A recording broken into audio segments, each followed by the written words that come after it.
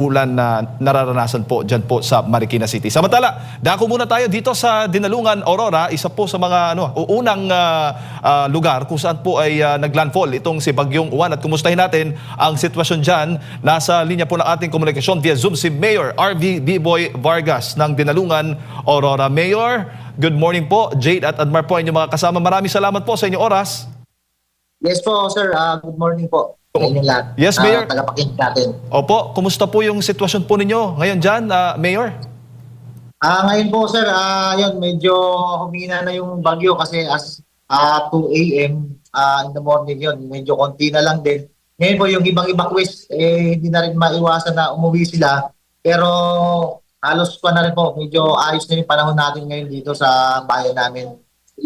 Opo, gaano ho ba kalawak ang epekto nitong si Bagyong Uwan dyan po sa inyo pong nasasakupan? Sir, dahil Dinalungan po talagang naapektuhan kasi sa sobrang lakas ng hangin. Pero ang kagandahan nga lang hindi ganun kalakas yung ulan. Kasi may area kami dito sa Barangay Simbahan na talagang pag malakas ang ulan is talagang lakas ng tubig and then maraming naapektuhang mga kabahayan ho doon sa area na yun. Ano karami po, Mayor, yung mga kabahayan, mga infrastruktura pong nasira kung meron man dahil nga po dito sa Bagyong Uwan? As per po dito sa team na nagbigay sa akin ng info kanina, yung sa coastal area, yung mga light material na tanggalan, may nabuwal na bahay. Pero so far sir, kasi may response na clustering team ang ginawa natin dito sa bayan natin. So nag-iikot pa po sila hanggang ngayon kasi kanina hindi po pa sila pinalabas kasi sobrang malakas pa yung hangin. So after 30 minutes or 1 hour, makuha ko na yung talagang kung ilan, kung passable na yung daan at kung may mga talagang nasira mga kabahayan dito sa bayan ho namin. As of now po, wala pa talaga yung final data kasi kaalis lang ho ng team dito. Yung ating mga kababayan na nagsilikas dahil nga po dito sa Bagyong Uwan, kumusta naman po at gaano po karami?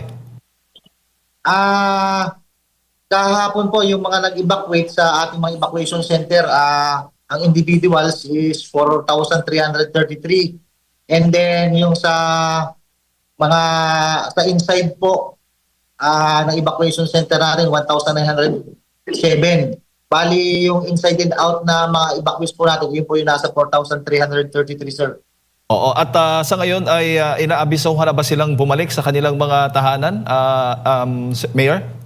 Apo, dito po sa aming municipality na which is ito yung ginawa na evacuation center ng Barangay Zone 1, mayroon pa pong mga mangilan-ngilan na hindi pa umuwi. At hinihintay yung service kasi po pwede na rin po silang pauwi. Kaya nagbigay na ako talaga ng salita na pwede na silang umuwi para ma-check na nila yung mga kabahayan nila.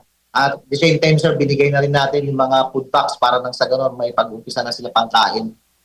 Opo, pero may mga lugar ho ba dyan sa inyo pong sa Dinalungan na medyo bahain talaga, Mayor? High risk po sa mga pagbaha o may mga landslide po kayo na itatala? Ngayon, sir, merong area sa amin na talagang binabaha pero hindi pa naman talaga dinadaanan yung kabahayan. So dahil nga wala pang flood control kasi yung area na yun kasi yung dating mga ilog po kasi bumabalik doon sa dating lang dinadaanan. So may mga malalapit na kabahayan pero so far wala pa naman pong dito yung pangyayari sa bayan namin na talagang binaha pa po. Wala pa naman po, sir. Opo. At kung ikukumpara mo sa mga nagdaang mga bagyo, Mayor, gaano ba po hindi mo bang yung maisalarawan, gaano kalakas itong Bagyong Uwan na naranasan po ninyo sa lugar? Sir, base sa ma-explain ko yung nakaraang pipito, so dito kasi po sa Uwan, medyo mataas yung hangin niya. And then kasi po sa pipito talagang napakababaho nun. So yung affected dito lang ho sa mismong poblasyon is hindi ho ganun katindi sa nangyari sa pangyayari ng pipito po. Po. At maaga po kayong nakapag-advise at maaga po yung pagpapalikas po ninyo sa mga kababayan natin, lalo na po doon sa mga lugar na possible pong maapektuhan ng matindi ng Bagyong Uwan. At so far, may mga naitala ho ba tayo mga casualties o wala? Sa ngayon po, as per sa barangay, at kasi may radio kami, Ngayon po naman, ang kagandahan sa awa ng Diyos, wala pa hong naitatalang casualty at so hopefully, wala ho. So kasi hindi pa po kami natatawagan yung which is naka-isolate sa amin na barangay. Pero as per MDR ho, wala namang hong casualty sa pangyayari po ngayon. Po, bago ko lipasok kay Partner Admar, meron ho ba ang mga personal o ano ba yung mga pangunahing pangangailangan ngayon ng Dinalungan Aurora kung meron man po para po sa mga kababayan natin? Siyempre sir, number one, yung needs natin ng mga kababayan natin dito yung pagkain. May pinabigay na naman na ang USWD na 1,000 packs and then ang LGU at ang province, nagbigay na din ho. Ang province at ang LGU, may 1,200 packs po kami at least hihingi ho kami ng tulong para madagdagan pa po ang maibibigay na pagkain ng mga mamamayan namin dito sa bayan ng Dinalungan, sir. Mayor, magandang umaga. Si Admar po ito. Kamusta naman po ang power po natin dyan, kuryente at linya ng tubig po? Sir, yung sa kuryente po, talagang kahapon pa po, wala na akong kuryente dito sa amin. Ang ginagamit namin dito si genset sa mga evacuation genset din. At yung tubig ho ngayon,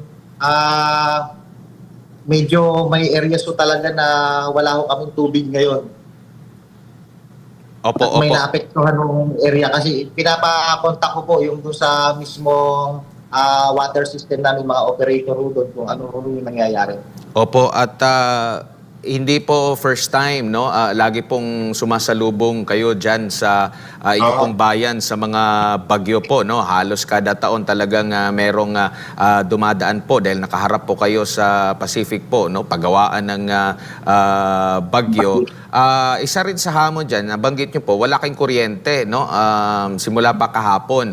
Tumama sa kalupaan, dyan po sa inyong lugar, alas 9:30 ng gabi or pasado alas 9 ng gabi. So, ibig sabihin nito, yung ating mga kababayan talagang walang tulugan po at madilim dyan sa inyo pong lugar sa Dinalungan nung kasagsagan po ng pananalasan ng Super Typhoon Uwan.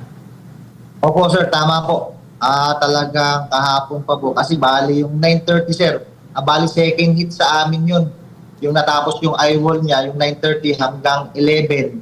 Andun yung kalakasan niya pero nag-start siya sir na binayo kami ng hangin dito 7:30 hanggang 9. Yun yung unang hit dito sa amin sir. Opo. Sir, yung pinakamalubhang nangyari po dyan sa inyo pong bayan po.